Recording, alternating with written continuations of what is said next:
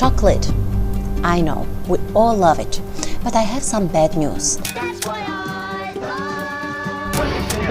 One of the world's most famous chocolate brand is keeping some secrets from you, like cheating, scandals, cover-ups. These are some of the details you may have missed behind the success of one of the largest food and beverage companies on the planet, the multinational Swiss company Nestlé. Nestlé supports child slavery, steals water, and makes false marketing claims that have resulted in the deaths of millions of babies. Yes, you heard that right, millions. Let's take a closer look. Ivory Coast produces 45% of the total cocoa in the world.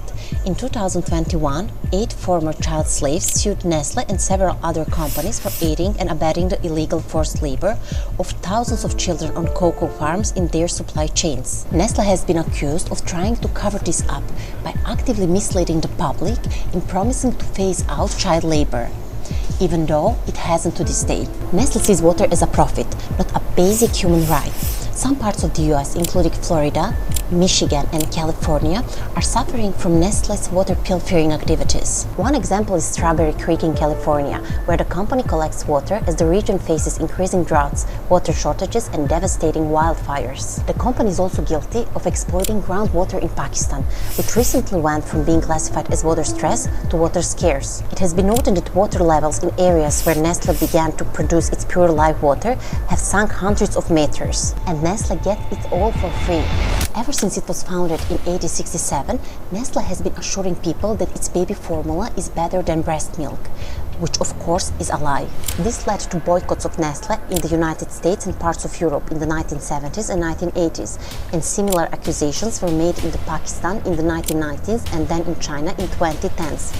The company particularly focused on marketing in developing countries in Africa, Latin America, and Asia during the 1970s, sending saleswomen dressed as nurses to convince mothers and paying doctors and hospitals to support these false claims, and while neglecting to educate women about how to prepare the milk formula.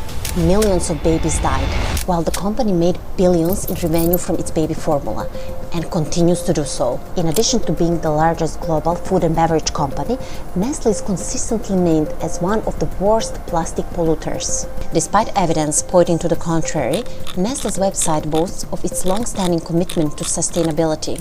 Coca-Cola, Danone, and Nestlé have been accused of falsely claiming that their plastic bottles are 100% recycled. And to make matters worse, 2 children died and dozens became seriously ill last year after eating contaminated pizza from a French brand owned by Nestlé. The company later closed the factory, and Nestlé forced to pay compensation to dozens of victims of the Buitoni pizza scandal. In addition to owning a 53.8% stake in Awesome Investments, an Israeli food producer, Nestlé's ties with Israel are also evident through various investments and collaborations. Nestlé is everywhere. It even has a 20% stake in L'Oreal. And these are just some of the company's products you know. Good food, good life, as the Nestlé slogan says. But after all these examples, ask yourself, is that really so?